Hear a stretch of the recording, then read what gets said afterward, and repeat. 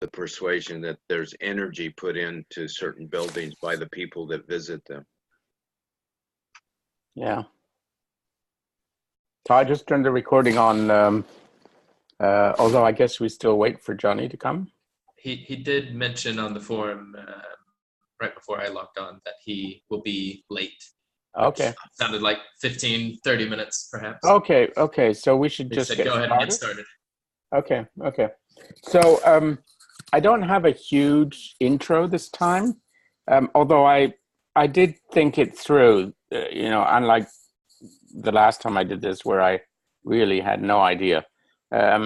So in a way, it's what I have to say is very personal, because for an odd set of circumstances, the texts speak to a number of things that are going on in my life right now in a very personal way. So the text on context. The first text of Bateson with it, not the Metalogue, which I'll come back to in a moment. So pattern implies redundancy, I think, is the main message of that text, which is a very interesting argument. And this was in the early days of cybernetics, so it was a very important idea for cybernetics. He has this notion, this idea of, he does this discussion of the letters and the way that you can predict the missing letter from a text, and how that's a form of redundancy. And then he introduces this idea of a cut, a diagonal line. And the cut, I think, is very strongly related to the idea of a cut that Erin Manning talked about in The Minor Gesture, which was a somewhat different. She talks about when you, it's a kind of a way of holding still a part of a philosophical discourse in order to understand something about what's going on. But it is a kind of, this is a cut in that sense. But there is a kind of a sense where a cut in a philosophical discourse is also a cut in the Batesonian sense, because you can infer across the cut things about other things that aren't said in the actual discourse. So there's something interesting about that. I found this argument about information is defined through nested context and processes of restraint. That is negatively. So I've struggled with this concept over the course of my career and a number of times. And on paper, it looks great. But if you actually deal with data and try and make sense of this, it's very difficult to do. And Bateson talks a little bit about that difficulty in his text, which was kind of an eye-opener to me rereading it, because I'd struggled with these ideas independently of Bateson because they're in the general literature. And then to go back to Bateson and realize that he actually provides kind of,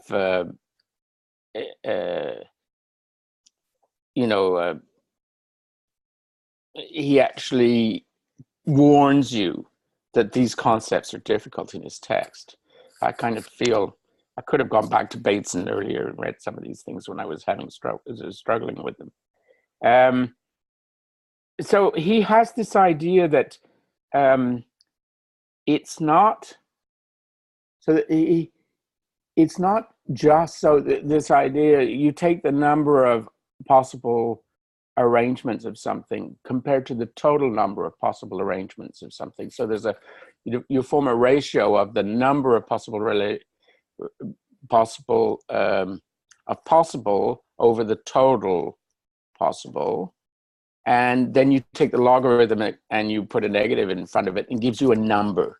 And that number can be compared to another number, which is, say, a different text with a different set of possibilities associated with it. And so you have this means of comparing the information content of one thing with respect to another.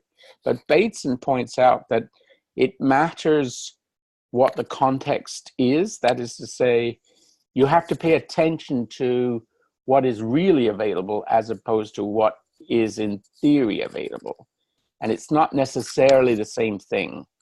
And I think if I'd have known that when I was working on this kind of issue, I think it would have made it easier for me to understand what was going on with this, because it's a bit tricky.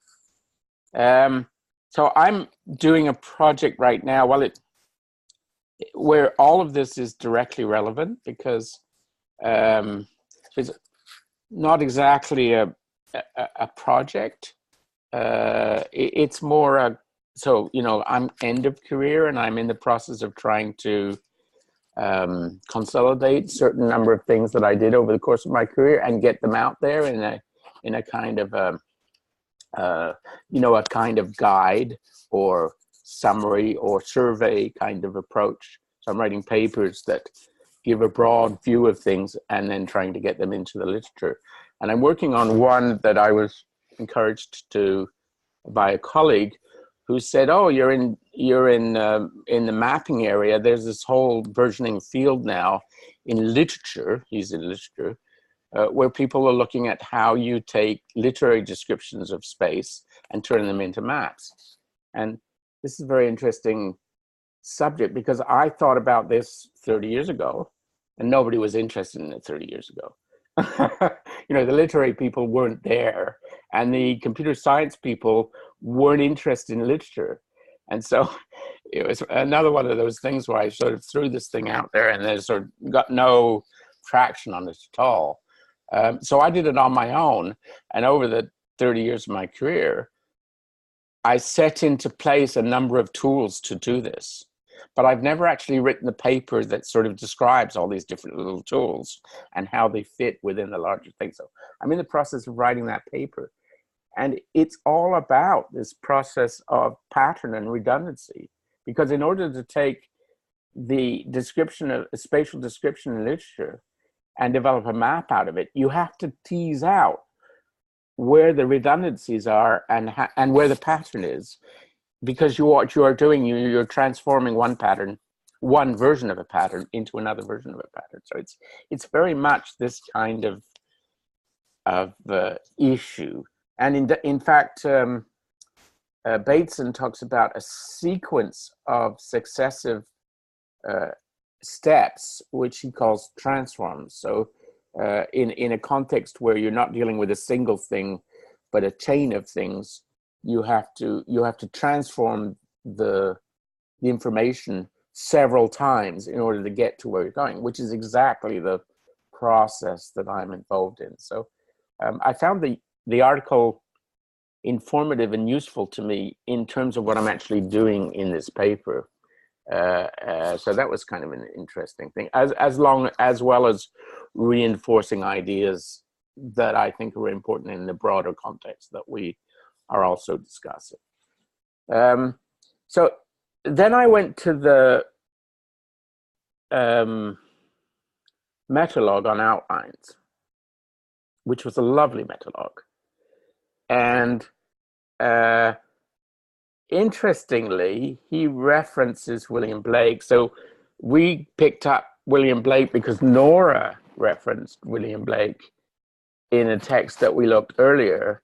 Obviously, she read the whole thing, and then, you know, I mean, she knows her father's interest in Blake. So, but there's an order to the way we read these things, right? So, and it was interesting because the discussion we had about Blake when we were talking about it in relation to Nora's writing, and I think we actually talked about this maybe the last time, is it struck a chord with me, because what I'm doing with my illustration work now is I'm actually working in the two registers that Blake worked in. That is to say, I'm working in poetry and prose on the one hand, and illustration on the other. And those were the two registers that William Blake were working in. And he was one of the earliest people to do that double job of working in the two media in a way that one feeds off the other and the other feeds off the first one. And so I've been thinking about this. I think, you know, so I started to dig into Blake's life, and it's not an easy he's a very complex man, and what he was doing is very, very complex. And so a sort of casual look at Blake doesn't get you very far, because you sort of have to understand where he was coming from in order to make sense about what he was doing. And so I came across a wonderful book, which is well known, by the Canadian literary critic Northrop Frye, who wrote a book called Fearful Symmetry about the life of Blake. And it was published in, I think, 1947, so it's been around for a while. And the book presents a kind of portrait of Blake's ideas. And what's interesting about Blake when you read this is he's actually drawing from the same philosophers that we've been looking at all through these things. I mean, obviously, he was writing 2.5 centuries ago, so he couldn't draw on Deleuze or people like that.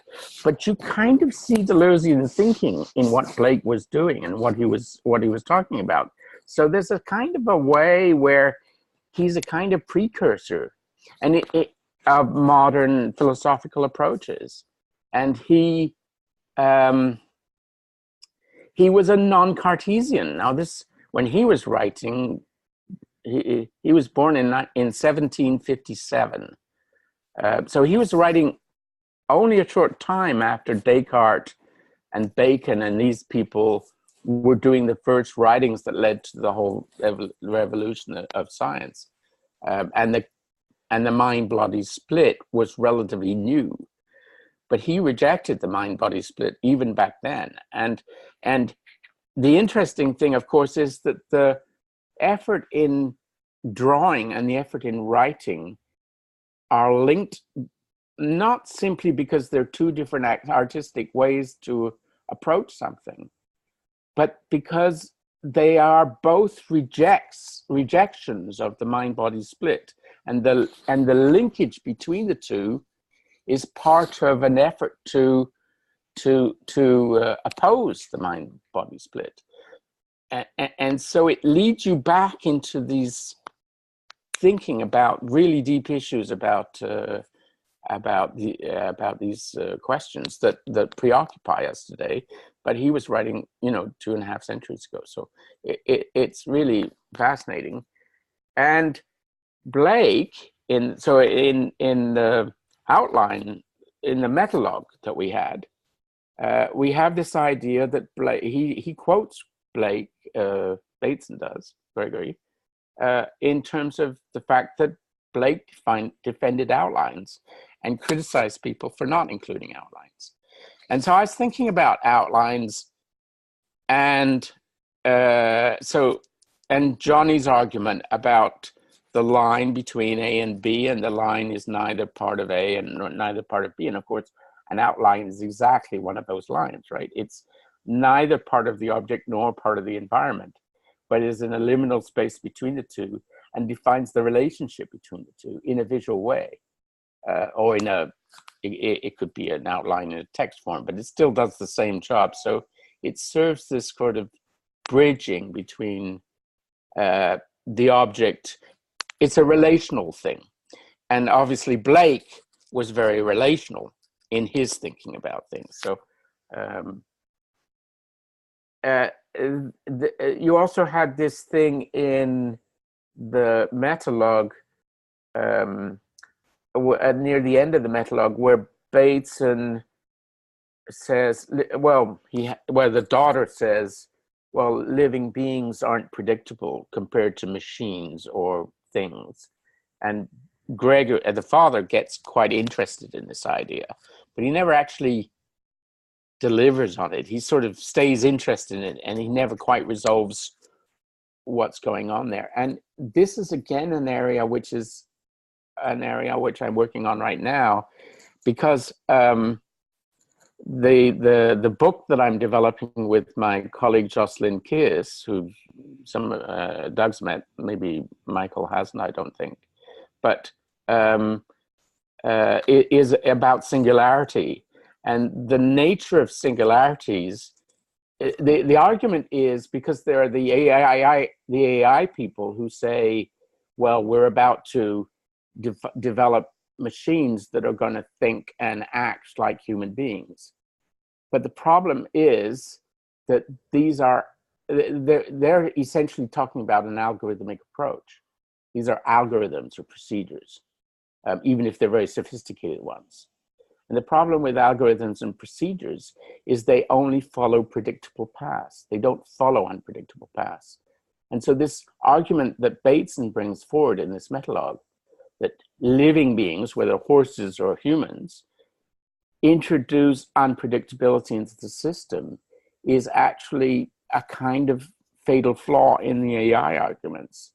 And it's this idea that singularity, because singularities are places where behavior becomes unpredictable or indeterminate.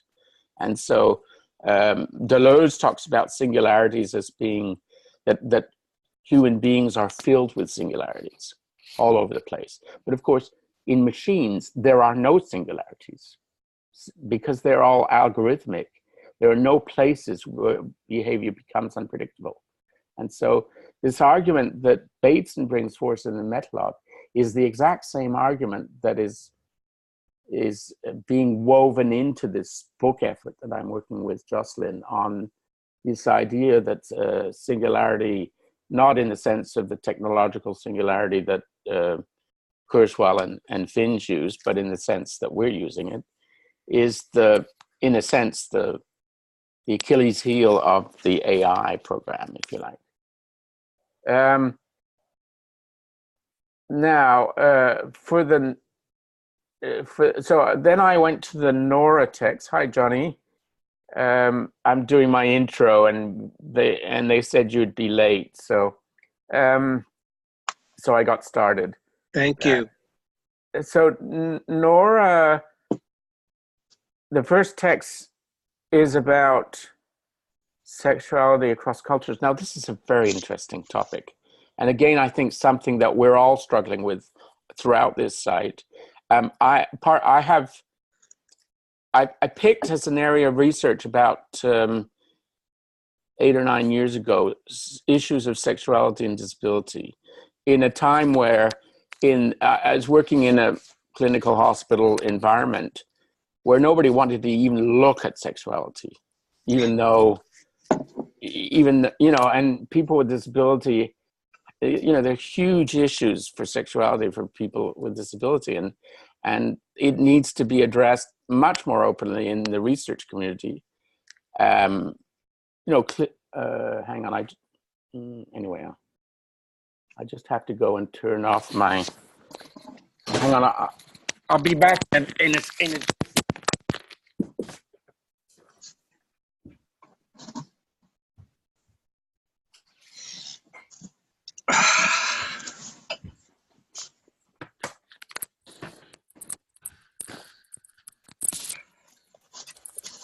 Sorry about that.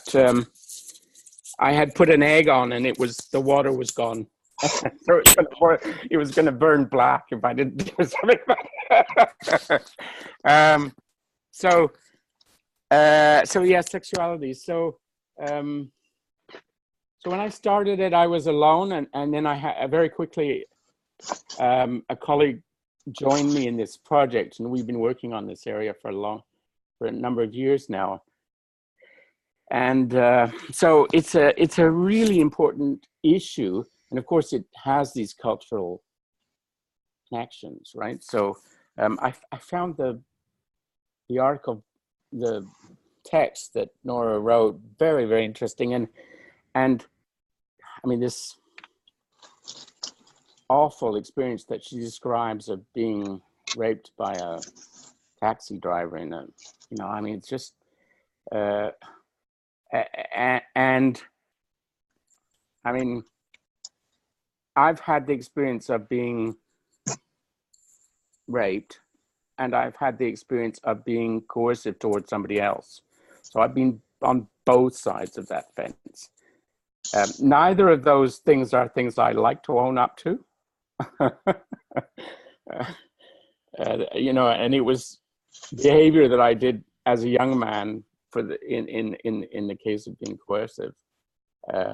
But and as a younger man, being even younger than that, being on the receiving end. So, you know, these are really tricky issues, and I so appreciated the sort of sensitivity with which Nora Bateson discusses them and situates them in this broader framework, because, of course, the cross-cultural issue is one of the issues we're dealing with today. And that takes me also to this project that I've been. So I mentioned, Johnny, at the very beginning that the 4 texts that we're talking about, or the 5, I can't remember, they or you know, they're more than that with the poems as well. They strike these very personal chords, and so I'm talking more about personal reactions to them than scientific or broader or other issues. So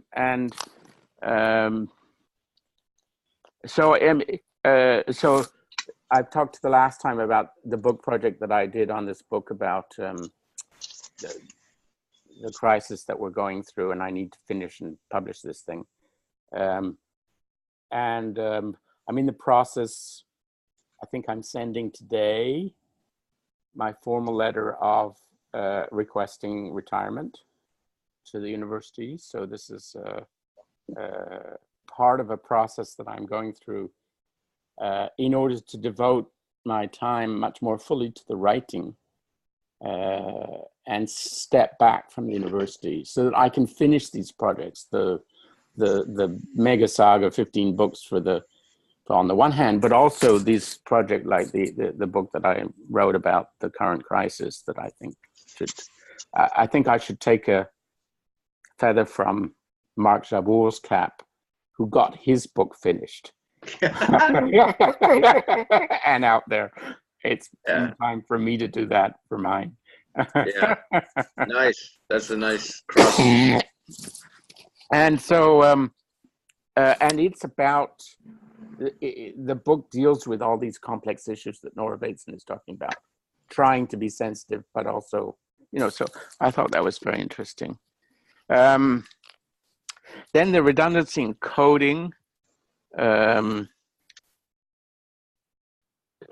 So this idea that there's no simple way to say not in nonverbal communication.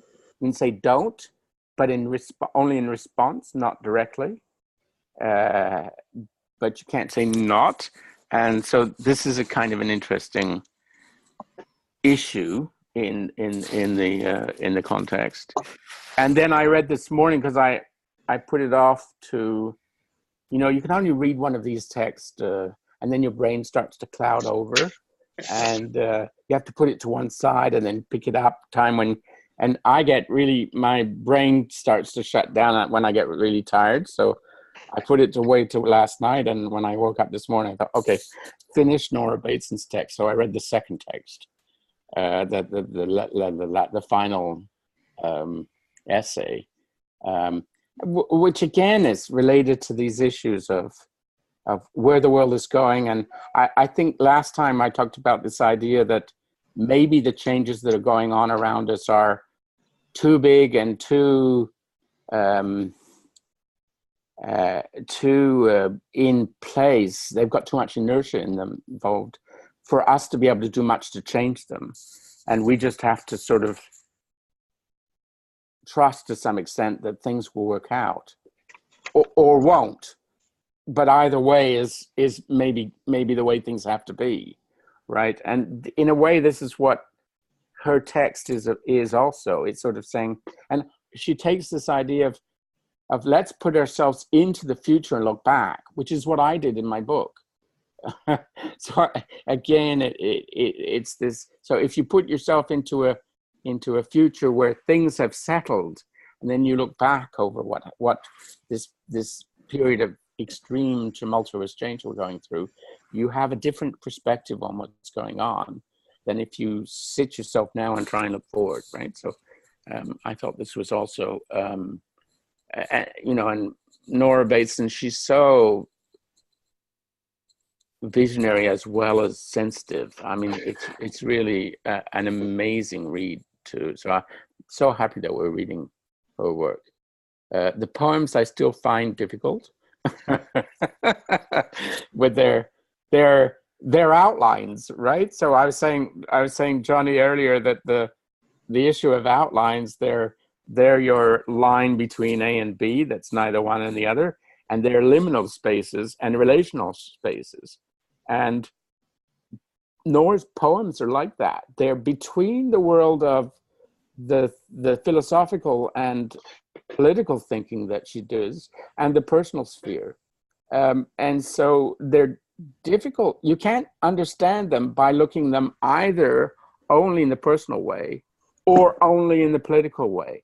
You have to look at them from both perspectives in order to make sense out of these poems, or even let them engage with you. And so in a way, they are outlines in the sense that that Bateson was talking about in the Metalogue. So I'm going to stop there and let other people chime in with their own readings, reactions, ideas, whatever. So thank you. Let's see. Bateson, like I was saying earlier, Bateson's notion between stimulus response and cause and effect kind of struck me in the sense that the way that helped cybernetics was different than a cause and effect kind of thinking. It's circuitry. I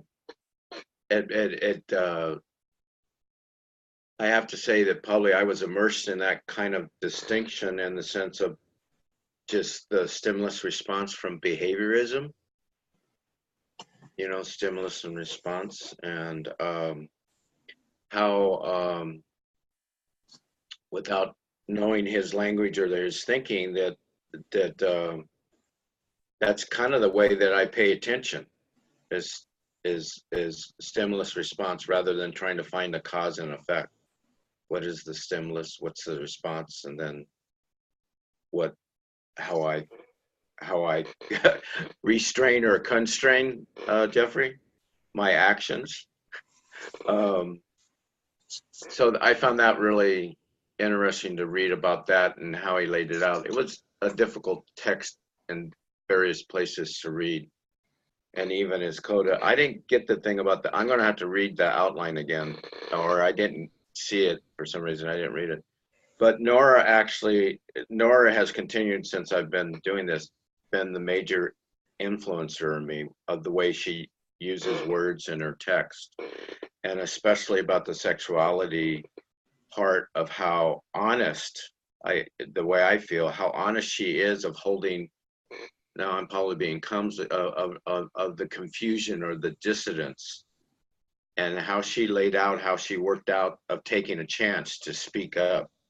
I thought that was just amazing, and knowing that she may offend somebody, and a lot of people might not like what she was trying to bring forth, but she was sensitive in describing it to other people. This is what I like, this part of her owning that this is her experience when she's trying to speak to like a big conference like that on sexuality and that clip, because even as she was describing that clip and what was in it, I had similar reactions. What the fuck is going on here? Wait a minute, the man's just going to get off? I had a similar experience. It didn't feel good to me, and to be transparent too, if I've had one or two experiences where I've been coerced and didn't like that feeling. So I have, let's say, a robust sensitivity to how she lays out of how those abuses can take place and how we understand them,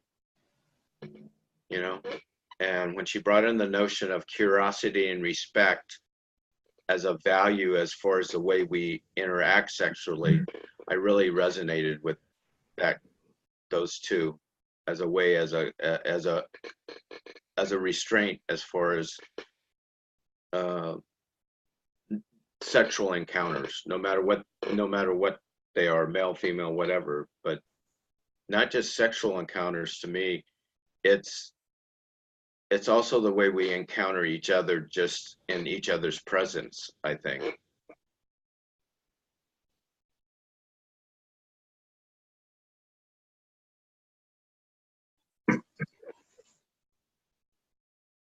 I don't have a response to the sexuality part, or I do, I suppose, but I want to suppress it at this time. I think I've shared my own experiences and sexuality on the site a few times. But mine tend to be within my own imagination.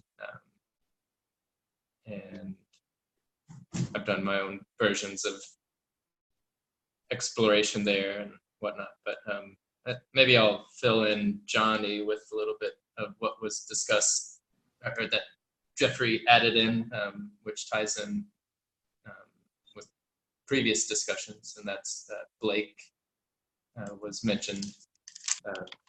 You said you're reading Fearful Symmetry. I forget the... By Northrop Frye. Right. Wonderful, wonderful book about Blake. And I'm sensing parallels between my re-exploration of Hermann Hesse and his progression from this selfish, this drive towards creativity and the artistic, and there's always the divide between kind of the demand, society's demand of self, and the total or true self. And in the last Gregory Bateson article, the lengthy one about, I forget the title, but he gets into the total self, and he's mentioning hierarchies, levels, and patterns, and all sorts of different terms we could throw in. But he also mentions the story of Cain as the innovator.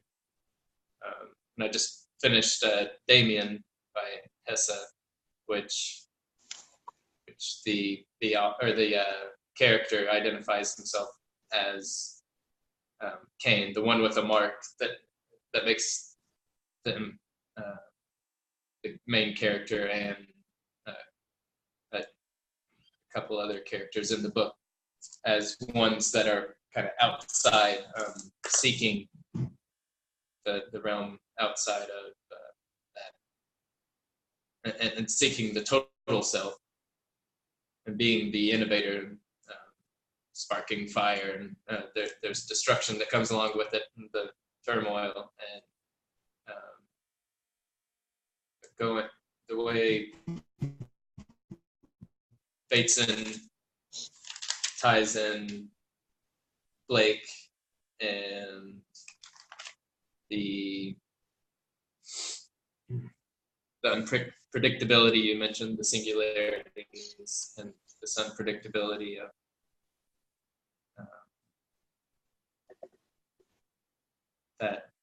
that drive. It cannot be an AI predictable pathway. And you noted Blake as being one that could take into account something new, something fresh, and express it through various modes. I think I'm getting redundant right now, so I'll stop talking.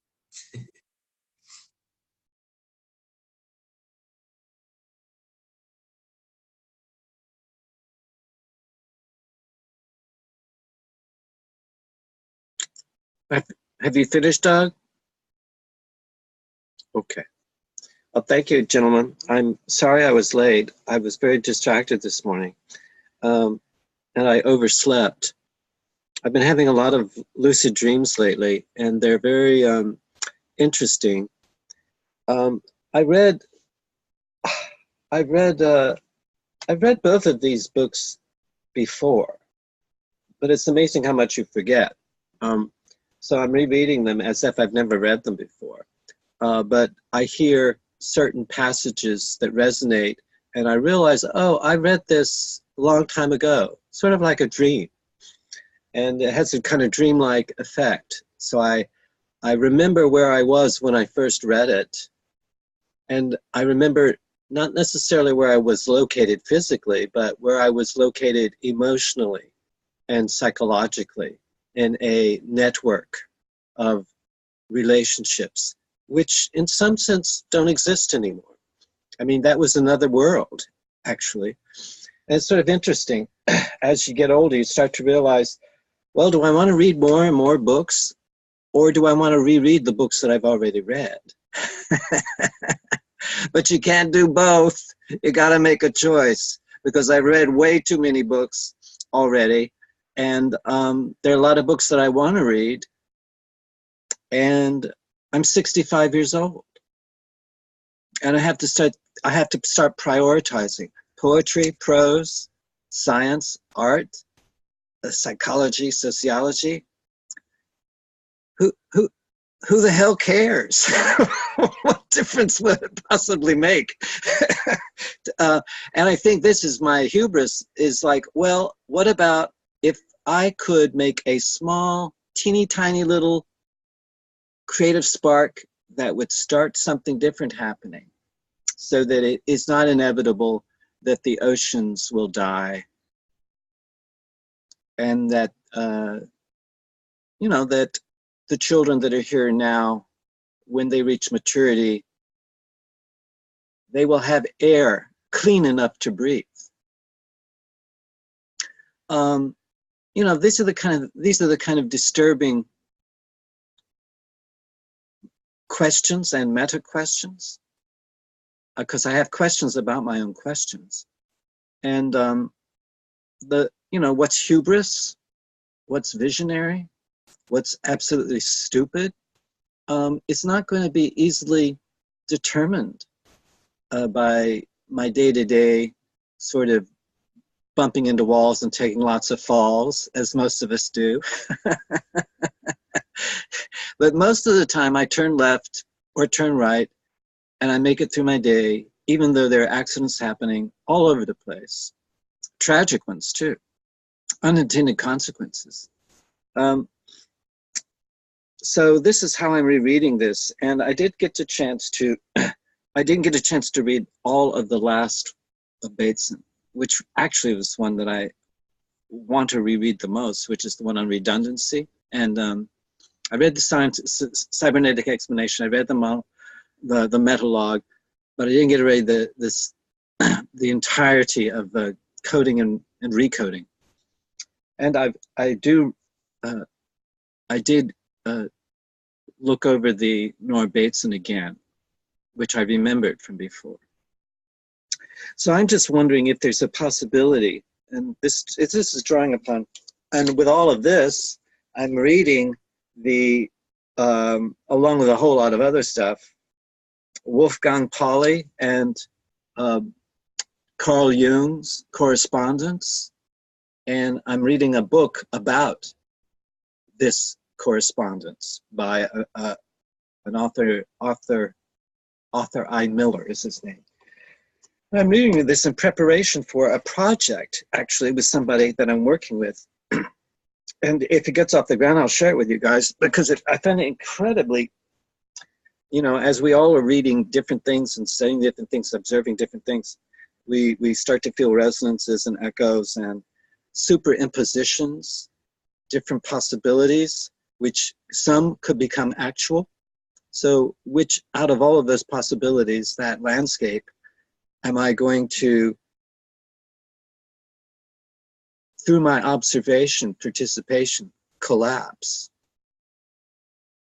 And that's I think, where we're moving from and this is, most of my comments here are actually emerging out of a previous conversation we had earlier in the week about universal basic income. I think, who was there? Everyone, no, you weren't there, Geoffrey, but everybody else was there, yeah. So as we speculate and use our imaginations about what will happen if universal basic income happens, what won't happen if universal basic income happens. So you have what will happen, what won't happen, and you do some sort of comparison. And then you share these comparisons, because everyone's having a different kind of what occurs between those questions is different. So then we're doing a comparative study of our imaginal spaces. And how do we find the code that communicates to one another from those imaginal spaces is something that I think, if it's difficult if you are living in a Newtonian worldview, or if you're shifting, as many of us I believe are, towards something that is quantum. And I think I'm drawing upon your work here, Geoffrey, with quantum poetics. And I was speculating wildly about quantum politics. What would that be like? And I don't think we're anywhere near, based upon my observation of the Democrats and the Republicans' behavior when they get into office. They make all these predictions and make these claims, and then they get in the office and they do something totally different. And then the next election cycle, they expect you to vote for them again. when their track record, both parties' track record sucks pretty bad. So I think this is when we're in this, we have multiple messages coming in from different levels. The New York Times tells me one day this story, the New York Times on another day tells me another story. And I have to sort of parse all of these different messages in ways that make sense so that I can create meaning with you guys and beyond this particular meeting. So I think these are the dilemmas that I think both Nora and Gregory are spinning, actually. I think they're both spinmeisters to some extent, and so are we all. And they're superficial spinmeisters, and then there are deep spinmeisters who go much, much deeper. So I'm tempted to be optimistic when I think about our awareness of our unconscious, our collective unconscious. When we become conscious of our collective unconscious, the collective unconscious changes. And this, I believe, is moving us towards a quantum way of thinking that's very different from that sort of block universe, or that kind of grid, that Newtonian Cartesian grid, which we've all internalized. It's pervasive in our culture. And I think that Cartesian and that Cartesian grid and the capitalist drive to make profits the highest priority, not just a priority, but sometimes the only priority, is leading us very quickly into disaster. Already some of us have slipped into the pit and are not going to come back. But there are enough of us, I think, who are blowing the whistle. Something's got to change. That we will, through our participation and our observations, and are going to be making a contribution to a future people. And it is that which I am dedicated to. And I also want to thrive as well. So I can't put aside my own my own pleasure drives. I don't want to sacrifice that for this hypothetical future people. I don't think that's very reasonable, and I think it's actually destructive to do so. So I'm all for utopia as long as it's a concrete utopia. And I believe and I've repeated this over and over and over again, this is a motif that I've developed that helps me to take the leap And that's my experience as a gay man, living in a landscape of incredibly impoverished landscape, great hostilities directed towards me, and at the identity level, and at the group that I was a member of. And I saw a different kind of politics emerge, not because there was anything in my environment that supported it, but because I used my imagination with others. And that I saw was a power. And it made changes as we become conscious and as we insist that others become conscious of our collective unconscious. That collective unconscious changes. And there are new possibilities that are emerging now for a younger generation. I'm not going to get the benefits of that. I am old and gray and I'm tired. But I think younger people are going to get the benefits of it. I see a presidential candidate. I think he's in the fourth place in the Democrats. And he's 37 years old. He's gay. He's married to a man. And he's running for public office and he's getting lots of leverage. Now, I don't particularly like his politics. I don't particularly like him. But I am very glad that there was an opportunity for someone like him. He served in Afghanistan. He's a Rhodes Scholar. He's a smart gay guy, you know, he's young and he's a millennial and and it's a new voice that's coming forward. He's drawing upon different kinds of experiences that I did not have and I'm not going to have. But I'm glad that he is going to have that opportunity. And I'm glad that the community that he wants to serve is going to have that opportunity. So I think these are the satisfactions you get if you live long enough. Is you're going to see, oh yeah, there is a narrative. I can now claim that there's a narrative that I could not have made that claim if there weren't enough participant observers around to make these patterns that connect as Bateson claims. So I'm just sharing you that with you guys. There's a great deal. If we want to despair, there's plenty to despair about. But there's also, I think, a quality of our attention and paying attention as a group and searching for motifs and for themes.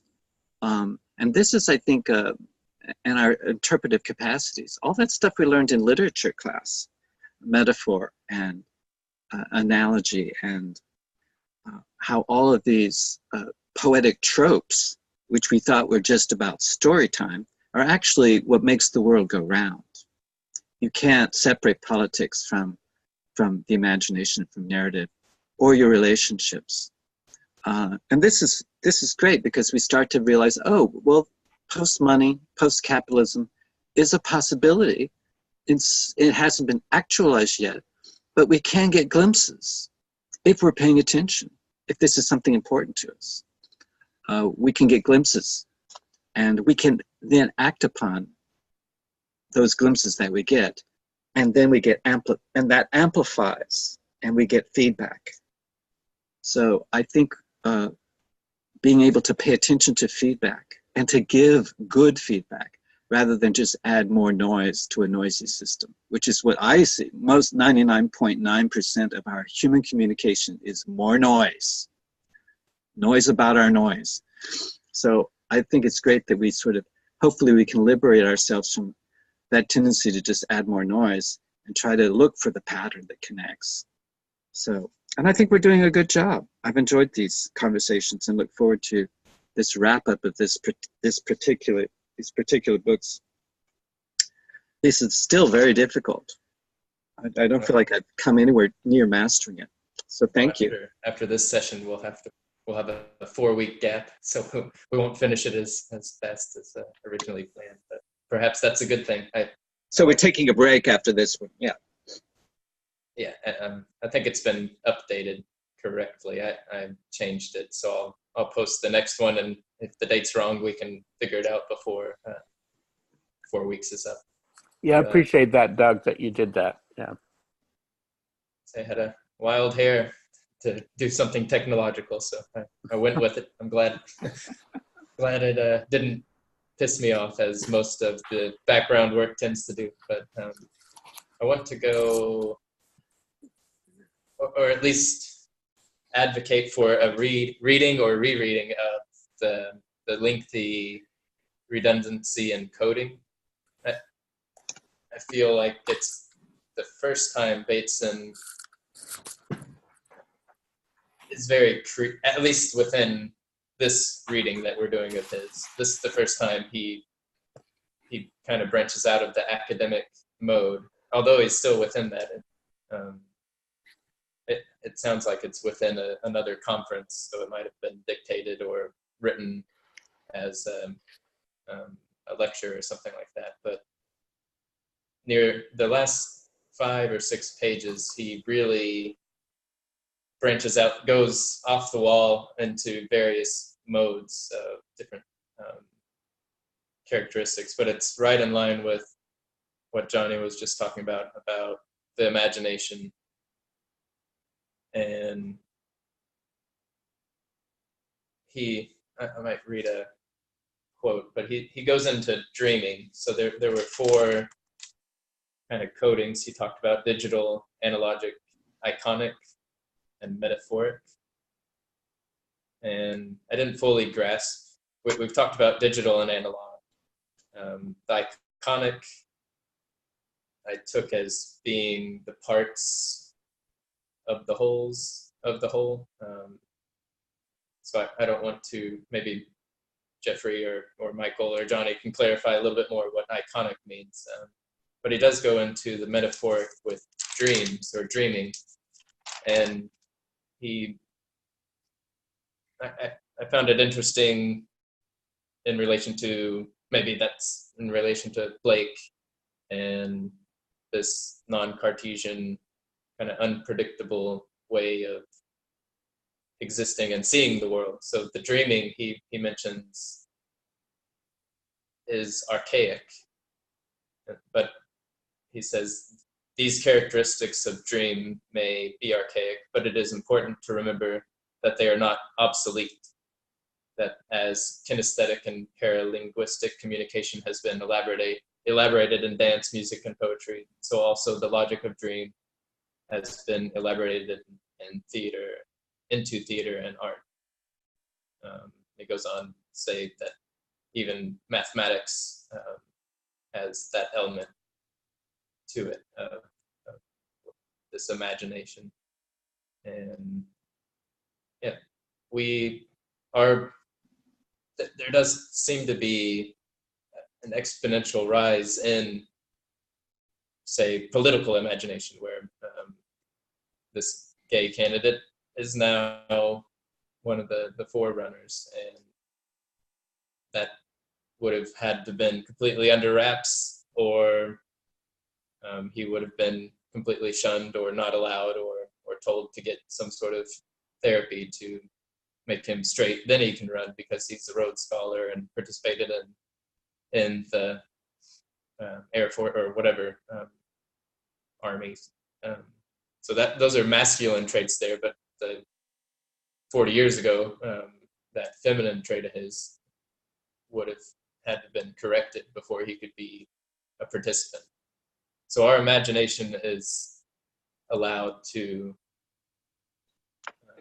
enter into politics, enter into various realms, and as we do here, our dreaming is almost some form of logic. It makes complete sense in our structures, but our structures are unpredictable and invite chaotic application. But yeah, I think before I go too far off the deep end, I just want to advocate for rereading this if you haven't had a chance. It speaks quite a bit of what we're talking about right now. Sure does. Just to follow up on your comment about iconic, Doug. So you're right. It is about the part whole. So relationship. So that comes back to this idea that you can't say not in a part-whole relationship. You can only say positive things. So the iconic is essentially the visual, but it's essentially what is an image, but a set of nested structures. You've got the whole image, and then you've got subparts of the image that are embedded in the whole image, and then you've got subparts of those images that are embedded in their subparts that are embedded in the whole. So it's a kind of nested structure, and so it's built out of part-whole relationships.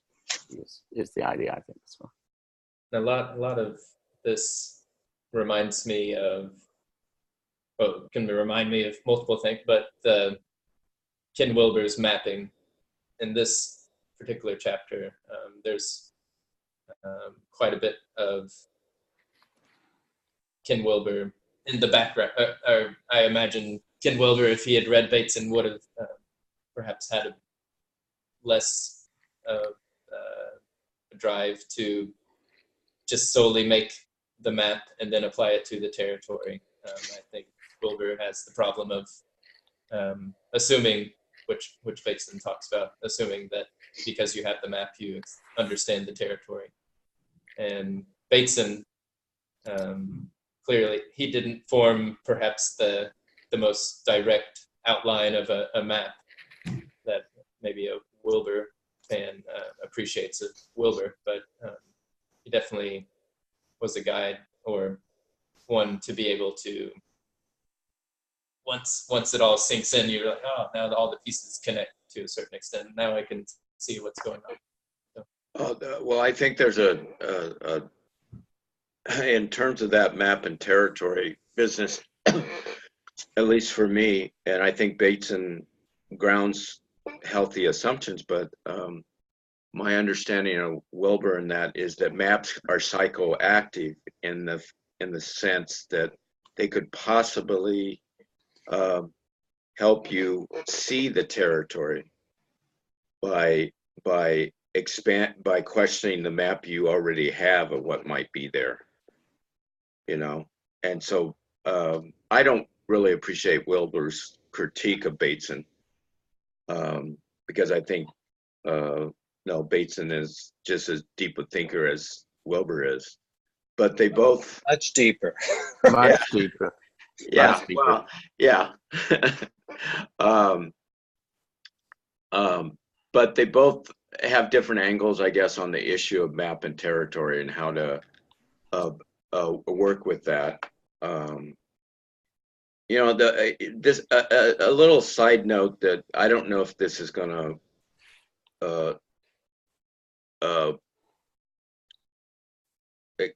explain my approach, but back in 1977, I hitchhiked across America, and I had a backpack.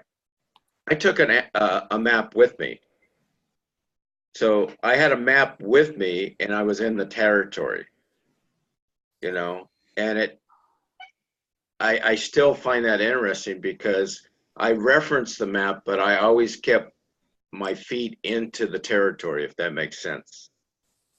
I was referencing the map as I was trying to travel across and hitchhike, and I got lost a couple of times. So the map was useful as far as possibilities and stuff. And I just feel that experience and the way I did that has always given me a sort of heightened paying attention of how the two coexist or can coexist and how there's limits.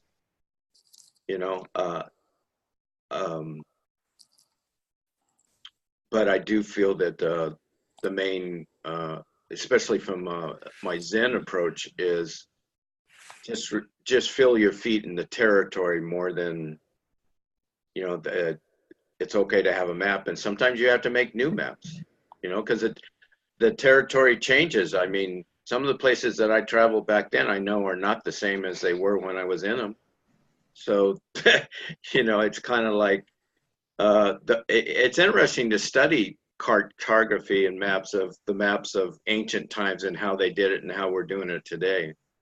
It's interesting to show how that both the territory and the maps don't always jive. They never jive. That's Yeah. what's so fascinating about maps and territories. And we're probably experiencing already territories that we have no maps for. Yeah, true. But I think an old map can inform a map. An old map brought forward can actually add to a map that has forgotten what the old map mapped, kind of thing. Is that okay? That's right. That's right. And our maps are our models. And, Yeah. And we are modeling every time we open our mouths and put words together. Exactly. And Exactly. these are, and we're drawing upon models of models of models. And there are lots of in-betweens and lots of gaps between our models. So I'm fascinated by the whole idea of meta modeling, and the para, meta and para. He uses those differently sometimes. A para message is different from a meta message. So a meta message is about another message. This message, what is it? All Cretans are liars. Or this sentence is false. If you saw that written down, this sentence is false.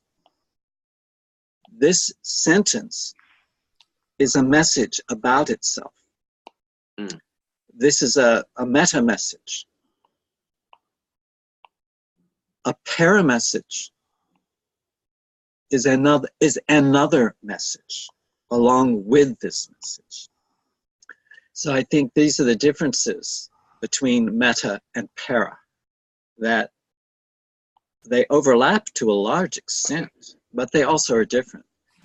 And I think these are the kinds of paradoxes and impasses and conflicts and dilemmas which we have every day, I believe, come out of this, all these possibilities, and which of them can become actualized will have to be determined by an actual person.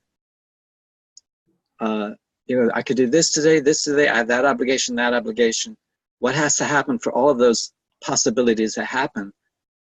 I have to put that into some sort of sequence of cause and effect. Well, if I do this, this will happen next. If that happens next, then this can happen next. So I think these are the kinds of amazing capacities we all have. And we can go, and we can, in our communication with each other, we can intuit. Well, I hear this verbal statement, but I see this expression on the face and this tone of voice and that gesture. So I'm seeing, I hear a positive verbal, a negative nonverbal at the same time. Mm-hmm. And I have to sort of figure out a reality, a shared reality with this person who's giving me multiple messages. Some of them are para messages, other messages. Some of them are meta messages. And not get triggered by it, because sometimes I get triggered by that bullshit. Well, imagine you're 3 years old. Yeah, right. And mommy and daddy are at the table. Yeah. And you're having a fight about you. What are you going to do about this when you don't have a clear grasp of anything, except that these people supposedly tell you that they love you, even though they hit you? Yeah, right. And their behavior, I remember sitting at the table with my parents, and I must have been 8 years old. And oh, fuck, this buzzer's ringing. Someone's buzzing me from the street. And one parent, and I remember asking them, I said, I know you hit me because you love me. But you hit me because I do something wrong. So before you hit me, can you tell me what I've done wrong? And both of my parents put their heads down like this. and they were silent. And there was a long, long pause. And I felt there was a transmission. Yeah. Of information, affect, and something unspoken that none of us put into words. Now, did their behavior change? No. They continued to hit me without telling me why. But I got a message later on. I started to figure out, I don't care whether they love me or not. This is going to stop. Mm-hmm. Yeah.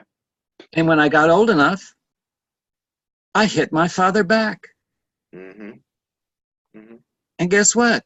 He never hit me again.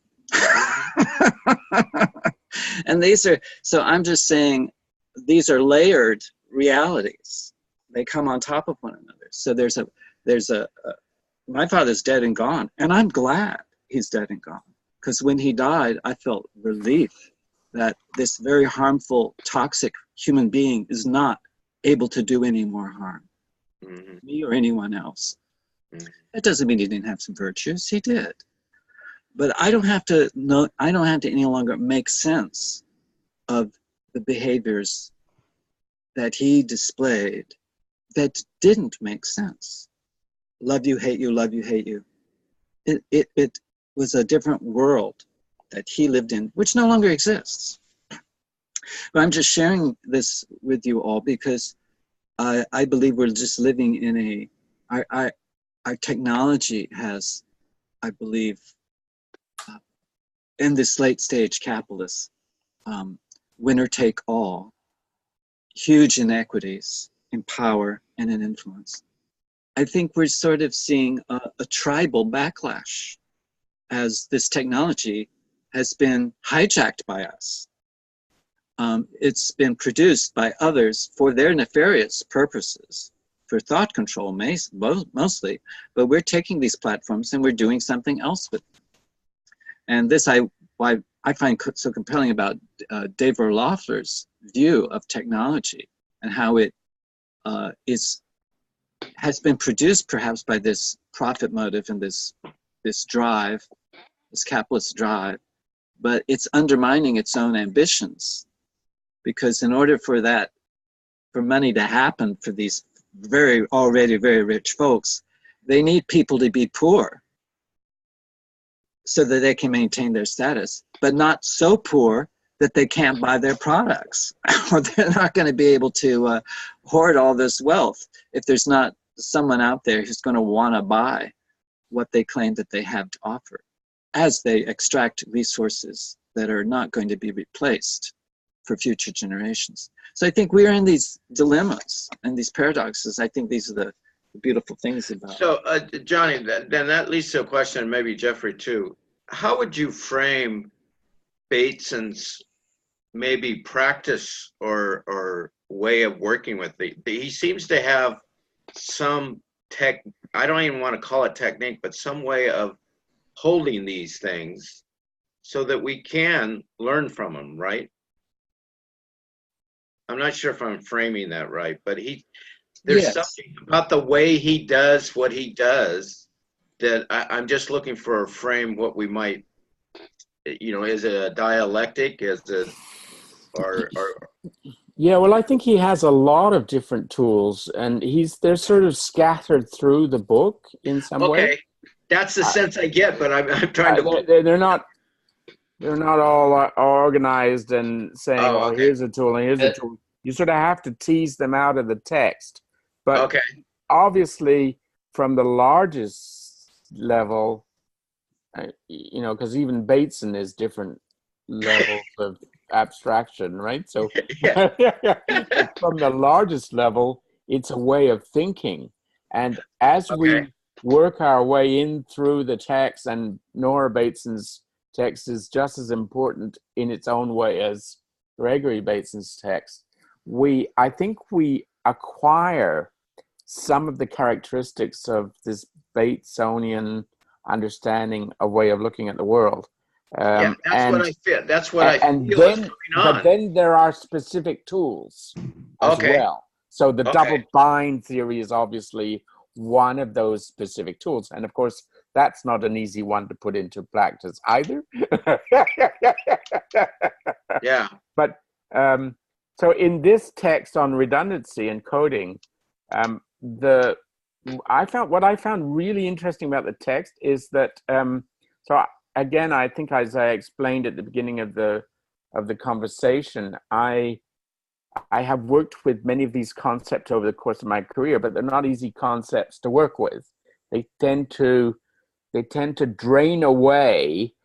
The clarity tends to drain away when you actually start to try and manipulate these things, and it becomes very difficult to understand how you should apply them. And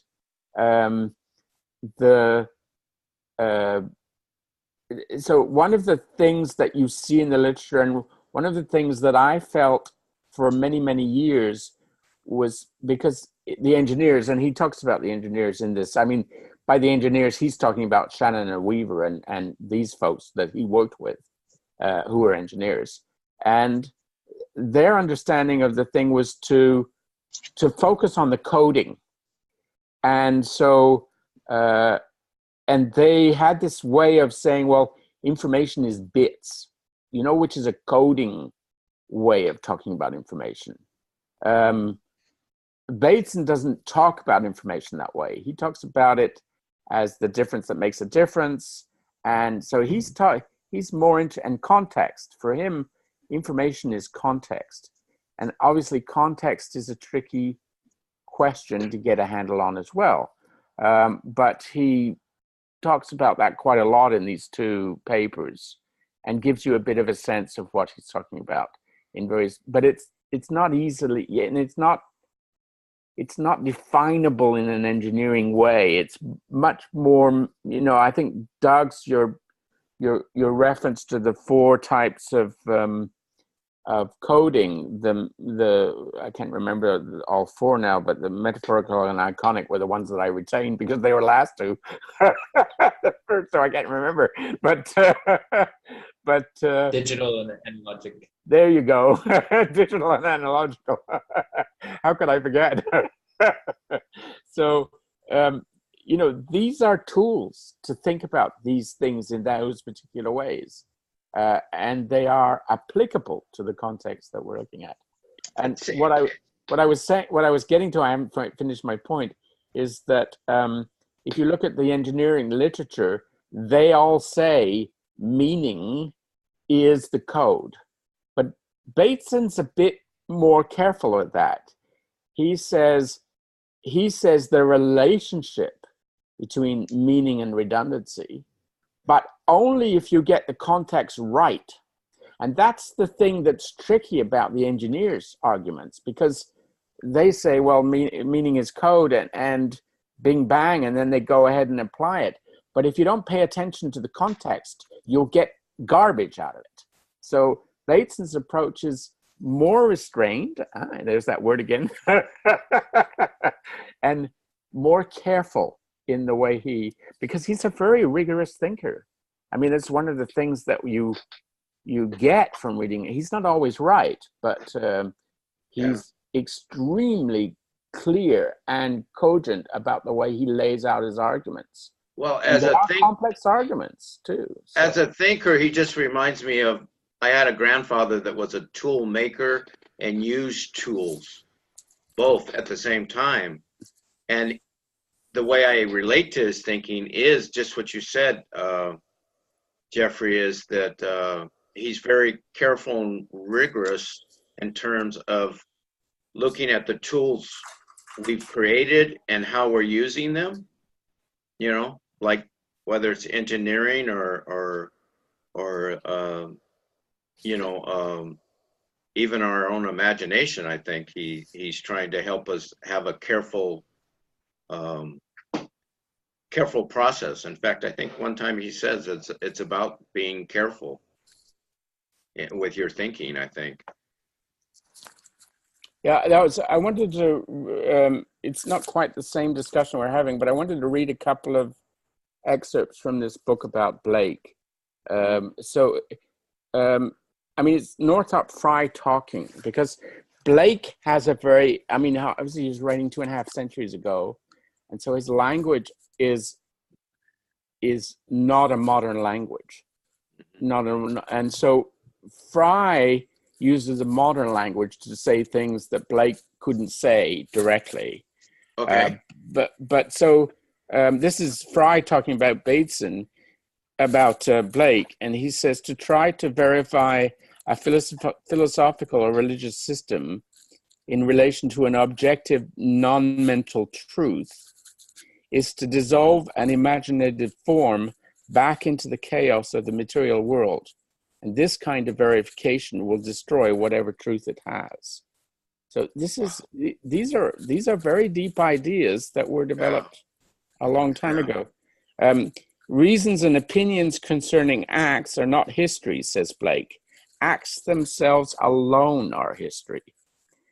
And this is another mistake lots of people make, that the discourse is history. But no, the discourse isn't history. It's the events that are history, not the discourse. Okay.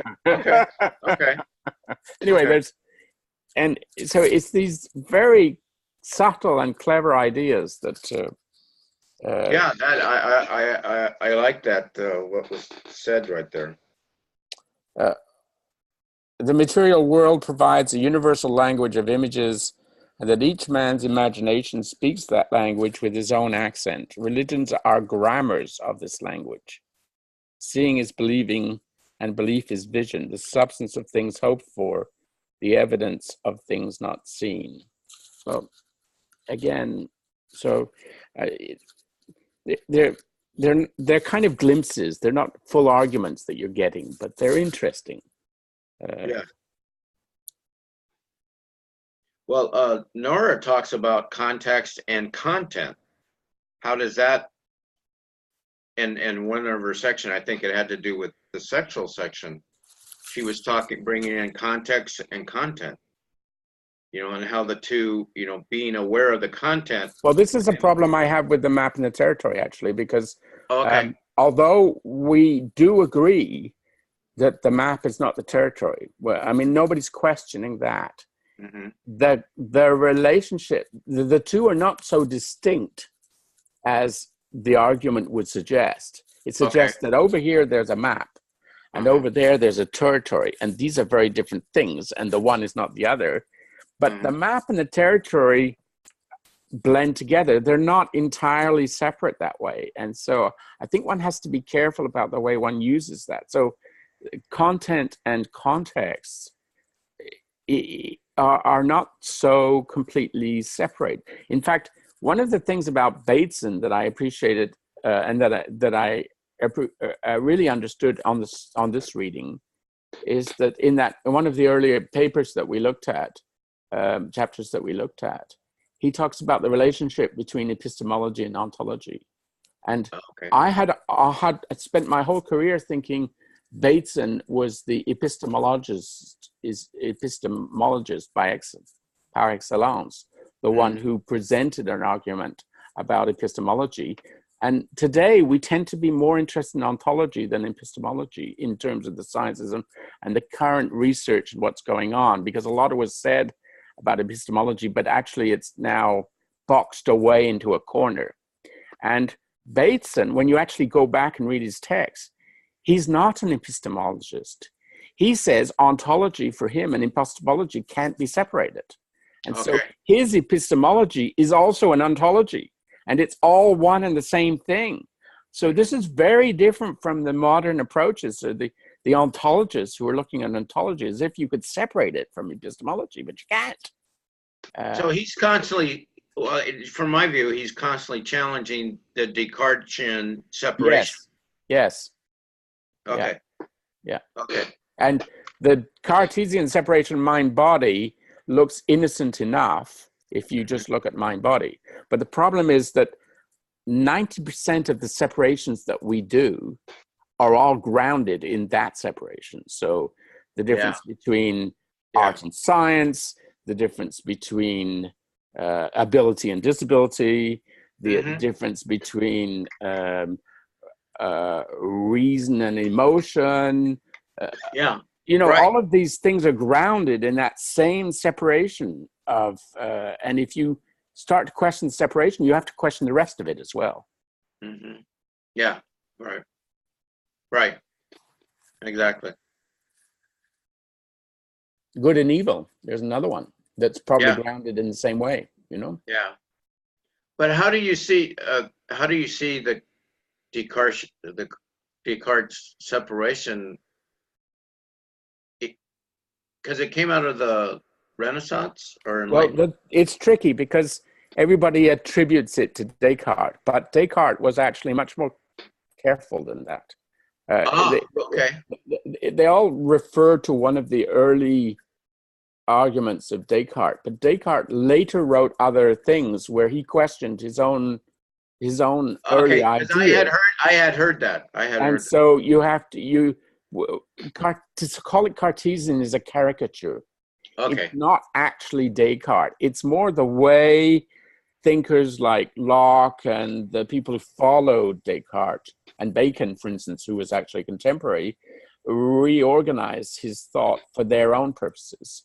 And that's what became embedded in this systems thinking, which I appreciate that because I had heard that a lot of people, that was a characterization, and there's more to it than the characterization. Yeah, and of course, modern medicine separates all of modern medicine is still built on the separation between mind and body.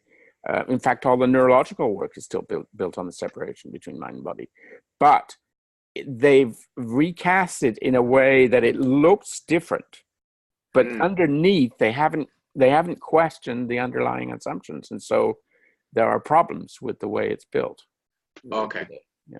Okay. Thank you. Sorry, I have a lot to say about this subject. That's fine. That's fine. I asked. I opened it up.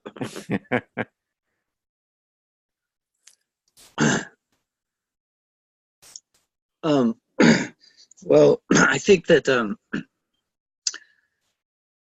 fortunately there have been a lot of people who've studied with Bateson and organized around Bateson, and they looked for patterns and meta patterns within his communications, and I had the good fortune to study with them. Robert Dilts, Judith Delosier, Stephen Gilligan, they were all students of Bateson. And I studied with all of them. And they had a model of Bateson. Each of them had their own model of Bateson. And it was a different model.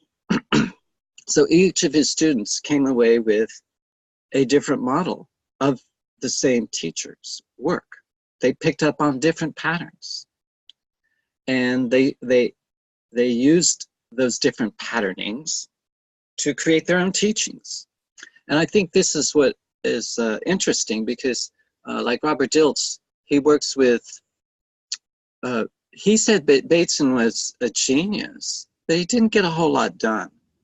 He wasn't good at applications at all. And Dilts comes from an engineering background, and he looked at logical, what he calls neurological levels, which draws upon Bateson's study of logical levels. He was studying Bertrand Russell, and the theory of logical types, and he was spinning that. And Robert Dilts comes along and spins the way Bateson was spinning Russell. And he talks about environment. These are levels. Environment, behaviors in an environment, capabilities, behaviors, environment, beliefs, values, capabilities, behaviors, environment, identity. So identity and all of this, these are different layers and levels. And above identity we have mission, we have vision. This is Dilt's model, of Bateson's model, of Bertrand Russell's model. So they're all doing something different that is all related. And I use this in some of the sessions that we've done, working with clean language, which is definitely driven by ontic, aesthetic, epistemic, socio, bio, all of that. Because the language that we use is entangled with the minds of everyone else who uses that language. Physically, I might be discrete from you. I might be different from and separate in some level, at the physical level. But our minds, because we speak English, are entangled and can't be parsed in a digital way. I think because there's so much of language is analogical. And it's very, very tricky. So I'm sure adding any clarity to this conversation, but there is some complexity that I think we're paying attention to. And I believe this is where, when we start becoming a little bit aware of the patterns and the meta patterns in our language, we start to sense how you could take a sentence that a person uses, just one sentence.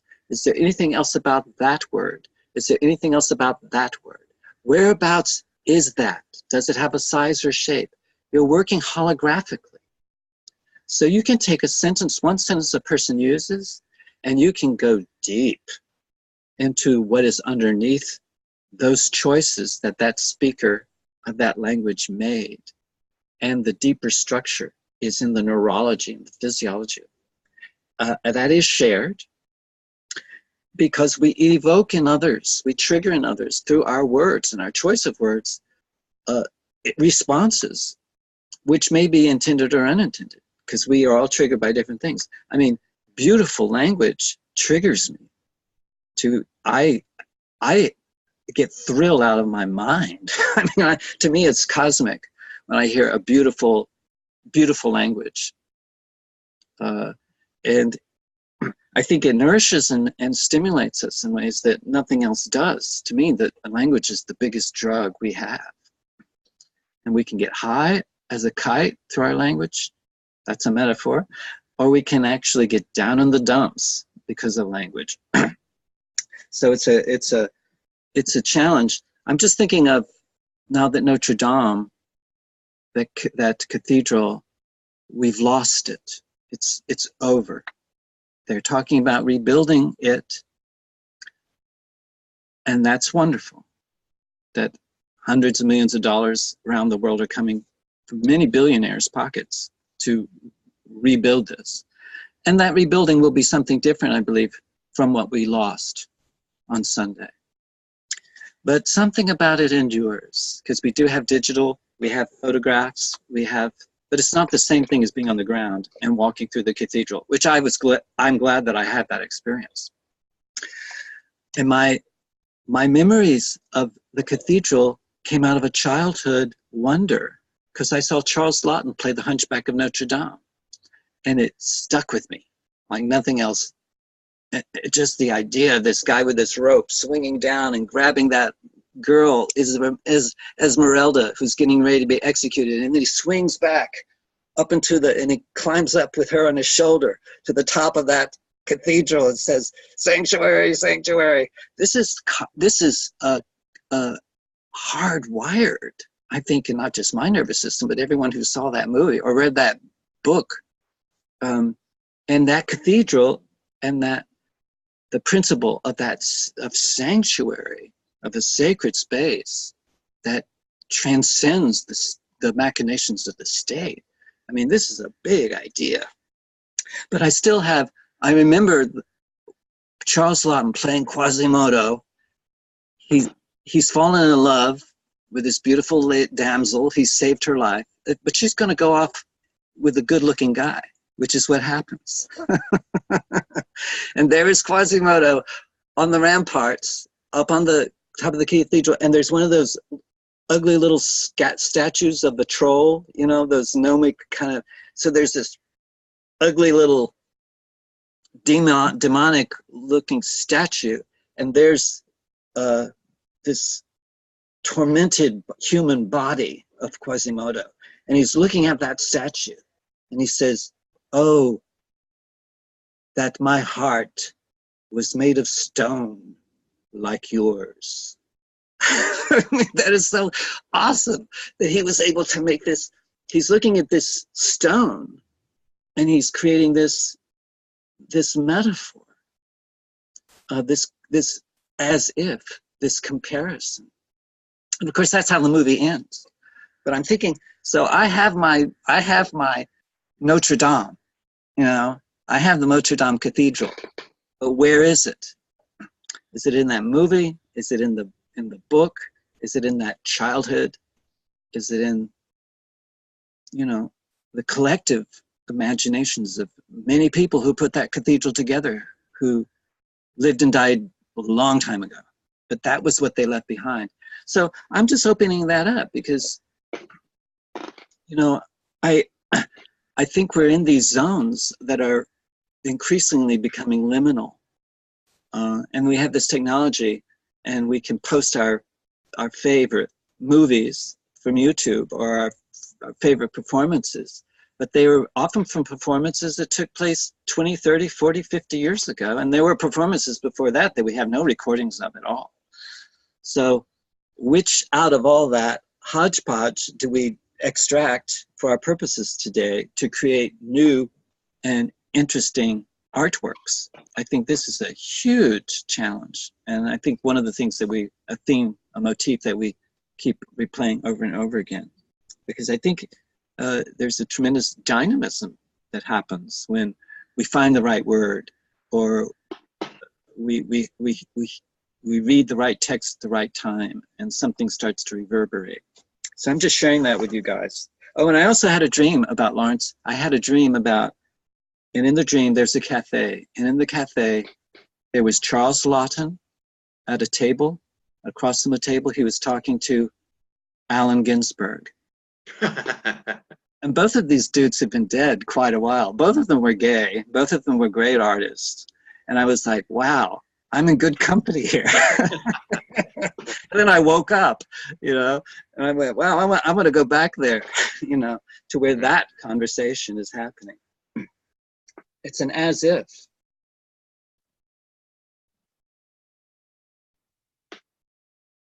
Thank you. That was lovely. I'll have to, maybe I'll just go back and replay the video to find your live. I didn't keep track of all the different levels that you had for your, is it DITS? I'm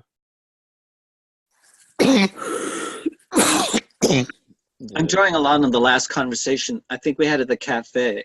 So I'm referring to a lot of the stuff that we were sort of circulating and recirculating it here. Okay.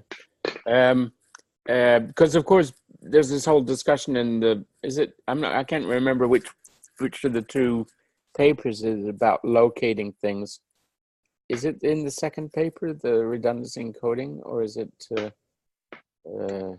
Yeah, I think I can't remember. I think it's in the first one and in the second. Okay, so because it's talking about location. Yeah, because it's such an interesting.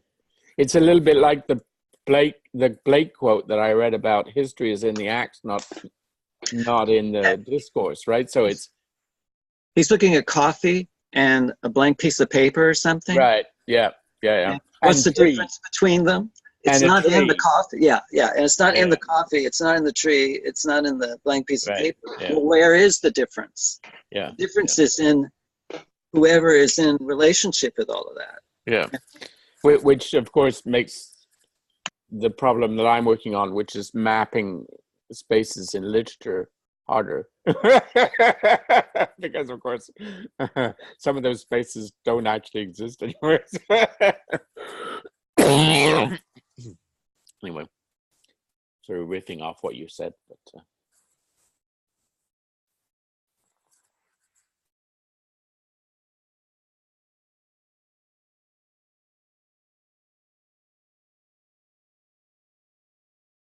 might attempt to go back to what Michael stated about Bateson. What exactly did Bateson, or is there a framework for Bateson? What was your original kind of inquiry? Well, it just seems like he had there was some kind of fuzzy coherence in his approach, if I can put it that way. There's a coherence in his approach, and like Geoffrey said, there's many tools and stuff, but I guess just right now, he seemed to have a steady focus no matter where he moved. No matter what area he went into, there was this steady focus. Yeah, and he did tend to. I mean, Johnny's point about he didn't do much is taken. He was so busy jumping fields. If you do that, there's not a lot of time left over to get down and dirty, right? Yeah, right. But you're right. He had a very, and I think it's this. So why is it? It's called an ecology of mind. It's this idea that mind and ecology are linked, and that we need the same tools to talk about ecology as we need as to talk about mind, or to talk about mind that we talk about ecology. And it's such a strong, powerful idea, especially for our time, even more so than when he first put it forward, you know? So yeah, it just, I was just resonating that just like I said, no matter where he jumped, he seemed to be in focus somehow.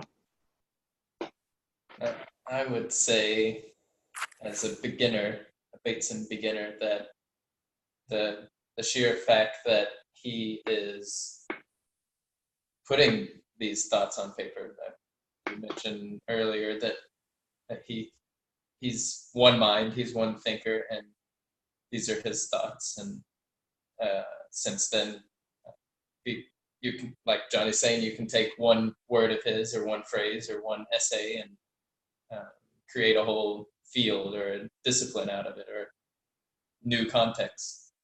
And for me, just the fact that he was willing or unable to not talking about communication and bringing communication to the foreground and bringing it to another level by talking about the communication of communication, or the learning of learning.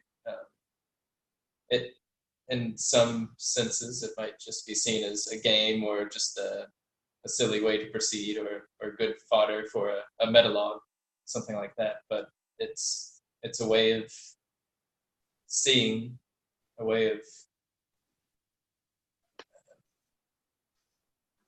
just going about in the world. So yeah, I appreciate this reading. I appreciate what thoughts have been put on the paper because of Bateson. I guess what I'm also trying to point to is out of myself that I appreciate about Bateson is the values of curiosity and being interested, just having this interest. And his interest was so broad, but I'm of the orientation that having interest, curiosity in something is the beginning of being alive almost, and walking in this world. If you don't have curiosity and interest in something, it seems to be, that's the worst kind of despair in my experience. Well, I'm quoting Nora at the end of her The Fortune Teller. Assuming that we will soon be long gone, that our socio-economic systems destroy our world as we know it, What can we tell those who continue after us about the mistakes we made? What would we like them to remember about us? How do we suggest they avoid the pitfalls that we could not? Framing the questions in this way, we set new patterns into play. And I'm adding to what she said, that using our framing the questions in this way, we set new patterns into play. This is imaginal. Mm-hmm. And it actually creates conditions, bringing our attention to our collective unconscious changes our collective unconscious. And, you know, every generation does this. And we have projects that we start and we don't finish them. And hopefully many, many, many generations later, there will be some person in a library who will pick up the part of a theory that was not fully finished or developed by someone who lived hundreds of years before. And let's say, and a light bulb will go off, you know, a eureka, and they say, hey, this theory that didn't make sense then makes sense now, and I can use it.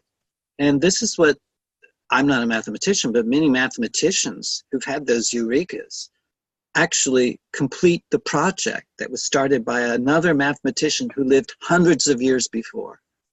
And the conditions were not there for that previous person to finalize a process that someone who lived many, many decades or even centuries later was able to do. So I think this is the miracle, is that we are currently probably creating conditions for persons in our futures and persons in our past to be realized in ways.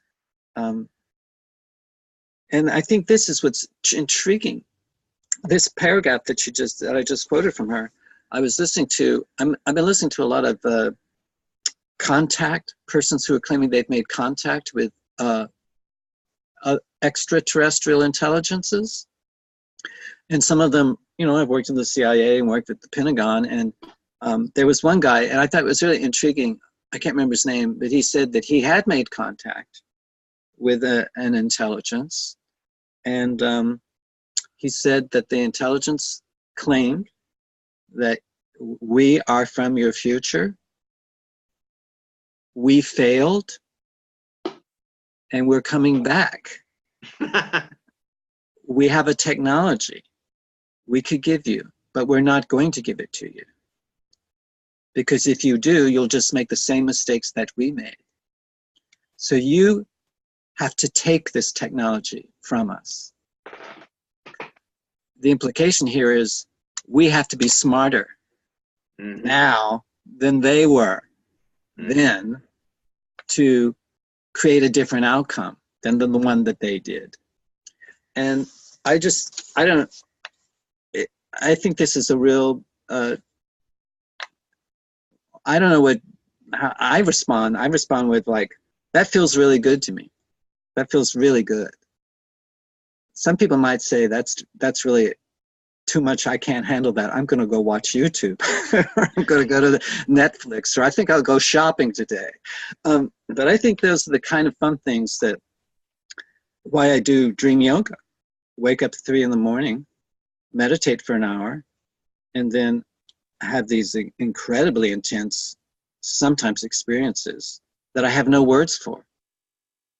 I'm pretty sure that the ETs, if there are ETs, they're communicating. But what they're communicating is so weird, I have no language for it. But I do the best that I can. And I study the before and the afters of these kinds of communiques. And it keeps me busy, keeps me very busy.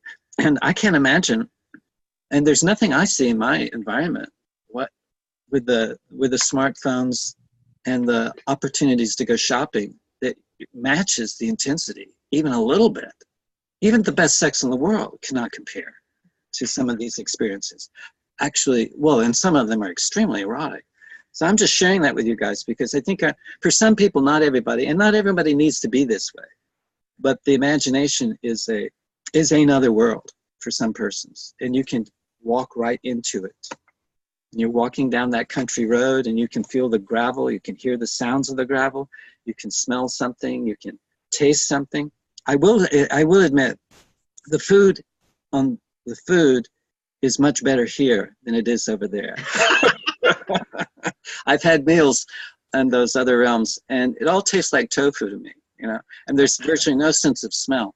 But there are some aromas, but definitely the visual and the kinesthetic and the auditory, it's way more intense than it is here.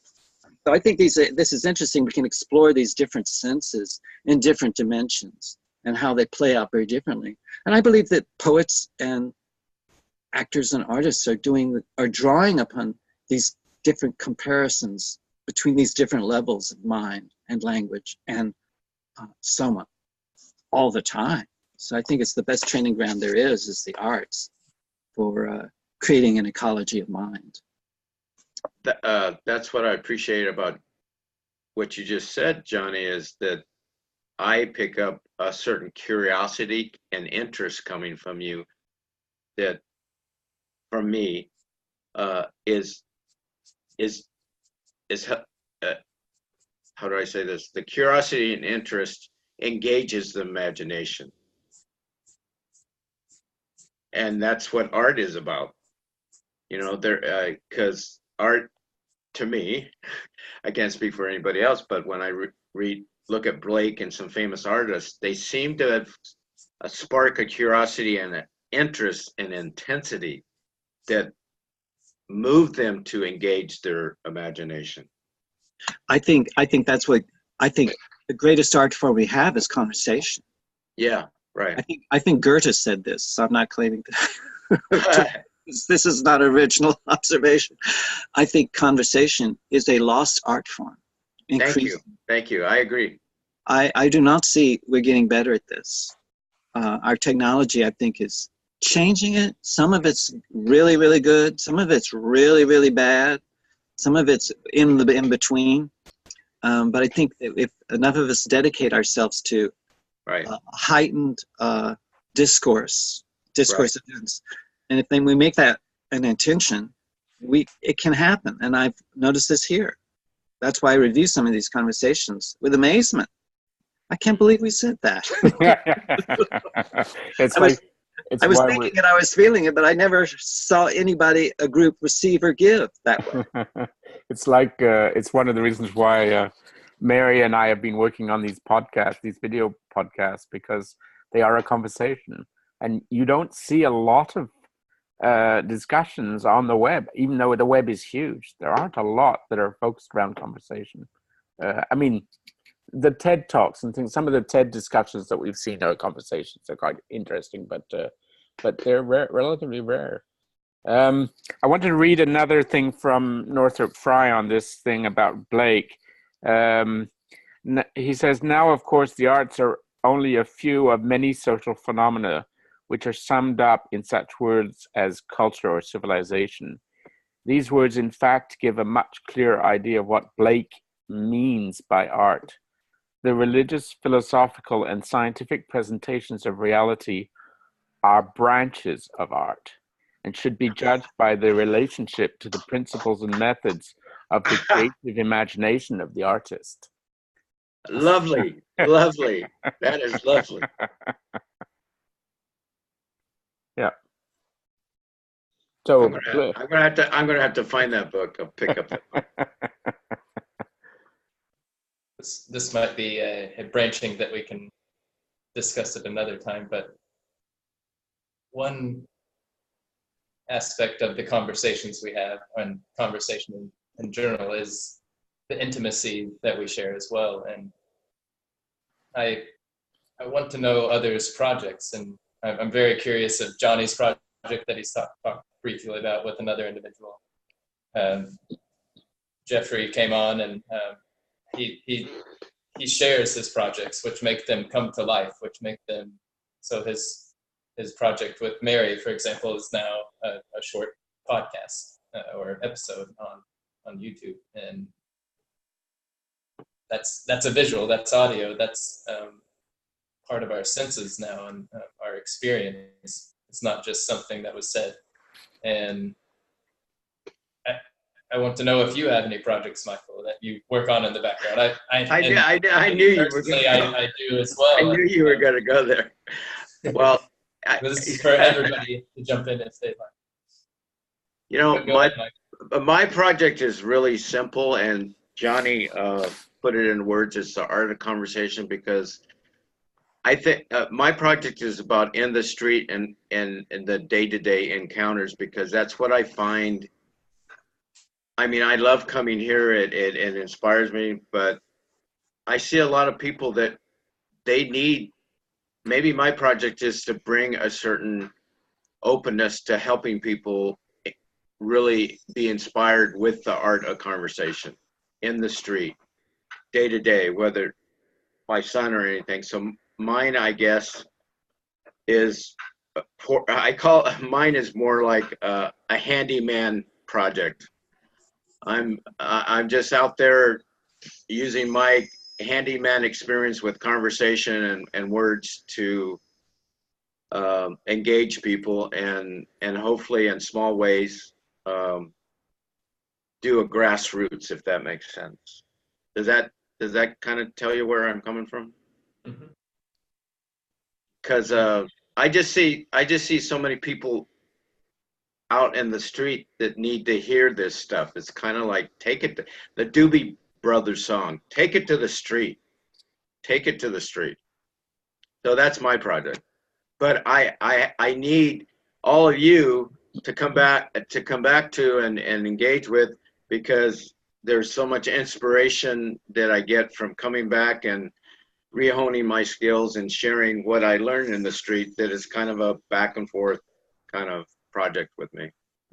Well, actually, I think it's kind of interesting because we talk about how before the technology came along, we all had these lives where we were in the street all the time, and we moved away from the street. But and that there's a downside to that, but there's an upside to it as well, because now when we go into the street and talk to to people in the street, we have this access to the internet behind us. Yes. It makes the connection and the conversations, there are potentials to enrich those conversations in ways that couldn't have been done in the days before we had the technology. And I don't have to go to school to do it. You know, I mean, just the fact that if you have a question about something, you take 2 minutes, you look it up on Google, and you've got your answer. Exactly. You know, there are downsides to that. We become lazy about how we keep track of these facts. We just assume that we can go after them from the web. But on the other hand, we use this information much more fluidly than we did before. Exactly. I think I like that phrase. I'm learning how to use the information more fluidly, but hopefully from my approach, more ethically, in the sense of, keeping an open mind for questioning, questioning, because I think, what's going on in the street is this maybe the downside of the technology is everybody. It's like when they said when the book, you can't believe everything in the paper, that you read in the paper. Well, you don't want to believe everything in technology. You don't want to.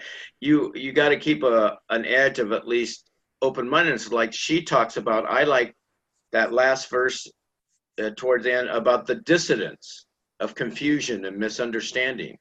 She talks about holding the dissidence, my understanding, and that's what I experience from time to time, even here in myself, is a lot of times I'm working with a sense of dissidence, but that's not necessarily bad.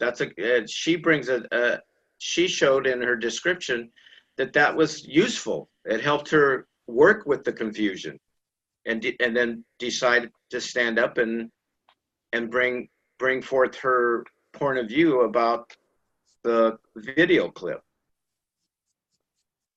It's great having you in the conversations, Michael. I'm glad you joined us. Thank you. Thank you. Coming up to the end of the hour here. Okay. Any last words? I did have a last thing I wanted just to slip in there. I think it may be obvious, but I'm going to say it anyway. So the idea of dreams, so Bateson discussed dreams. Johnny, of course, discusses dreams. Doug did as well. And I think that dreams are kind of outlines around our lives in the same, in the Blake does dreams. So there's something interesting about the relationship between our lives and dreams in this liminal sense, but also in this outline sense. And it's something I want to think more about. So. Yeah, I'm going to have to go back and read that. So we're not going to meet for 4 weeks, guys, right? That's right. Okay. I'll bring the Minotaur back with me from Crete. I'll be in Crete, so I'll bring the Minotaur back. Well, you have a fantastic time, Jeff. Be looking forward to some of your stories. Yeah.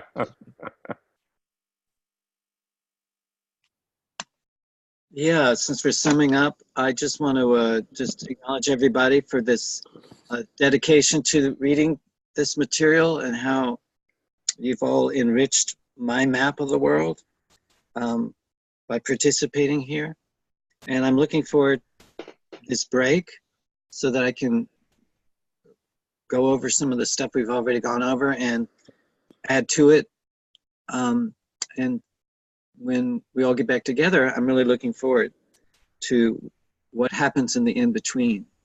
And I'm working on Pauli and Jung and another book, this book, Deciphering the Code, the Cosmic Number. This is by author Ike Miller, The Strategy of Friendship of Pauli and Jung. So this is a book of correspondence, and this is a book about their correspondence. So I'm working with our friend Lisa Morawski. I think she's been on many of our calls on the cafe. And I'm meeting her later on today at Museum of Modern Art. And we met earlier, and we both have a great enthusiasm for these two books. And she's doing a study group right now around these two groups. And she has a project, and I'm working with her on developing ideas. And if anything comes up, you guys will be the first to know, because we have the technology here. Or I could just call Doug and say, hey, Doug, let's create a page around this and let's set up a conversation. And, so that we can sponsor others in their efforts and help to ground and amplify and give feedback to one another. And I think there's too few spaces where that's happening on the internet. I hear a lot of people talking at each other, but I don't see a whole lot of feedback that happens in between the conversations that can amplify and actually allow us to put some feet on the ground together. Yeah. So these are my ambitions, and they're grand ones, I admit, but I think I've seen some miracles happen, and so I'm looking forward to hopefully creating conditions for more of those. So You're right. Our conversations aren't confined to a single event. They are spread out over hundreds of events, which is really interesting. Very interesting. Appreciate the reference to the book. Sounds fascinating. Two very interesting people. So I looked it up online already. You're way ahead of the curve. But I can't order it because I'm going to be going away, and it wouldn't arrive before I left because it's not in Kindle. It's only in paperback. So I will order it when I get back. But well, I think you would have a lot of interested in what you have to say about the book, even if there's some spoilers in what you say ahead of time. But I think I think you'd have a great insight into it, which I probably won't have because I'm not a physicist. But I know enough, and I'm listening to these different psychologists and a physicist in their friendship over a 20-year period, and I think the synchronistic events that have happened to both of those men puzzled them and confused them. And I've had enough of those in my own life, and I feel like this is part of my interest in this theory. Let's create a theory of the imagination. Mm-hmm. I think this is underdeveloped in the human species. And the dream part, to me, where is our future? I don't believe it's in outer space. I think our future, which is very underexplored, is the inner space. And I think this is where, I think this is the new frontier, is working with dreams. I think there's deep, deep stuff happening every night when we go to sleep. And most of it, we have no maps for at all. So, thank you. Working on it. That's my hibernation project. I'm trying to find like a one-liner term, but it's maybe 100% in the imaginal, is what I mean by the hibernation, where there's no need for body.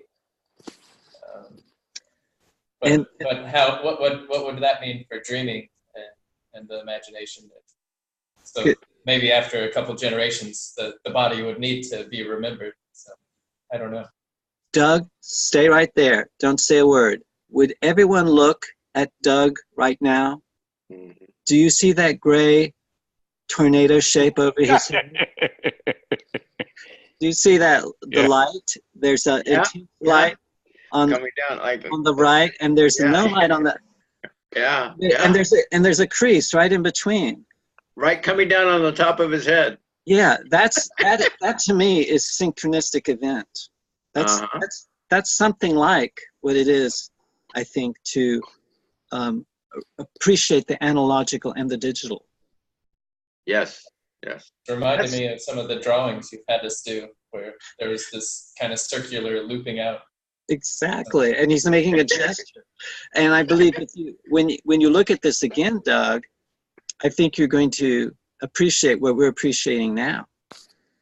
You will be an observer rather than just the observed.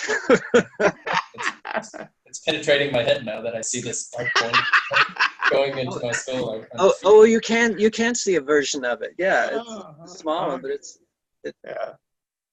a final quote. A final I quote. I wanted to share my drawing. And Go ahead. I found an artist pen. Maybe that's more serendipitous than synchronous. So I've been drawing some trees, which Wow. I don't know how to. That's the squiggles. So Beautiful. that was fun. Thanks for the conversation. So where is the tree? I'm just teasing. I'll spill some coffee on there. So a final quote from Blake about the imaginal. Blake by postulate a world of imagination higher than that of sense indicates a way of closing the gap which is completed by identifying God with all human imagination. Man is all imagination, God is man, and exists in us and we in him. So this idea that Blake's idea was that the imaginal is God, and the human is in the middle of that, right? So exactly. That makes sense to me. Yeah, I concur. So have a great trip, Geoffrey. Okay, thanks. Take care, everybody. I'll certainly think about you guys while I'm there. Okay. Bye-bye. All right. Bye. Bye.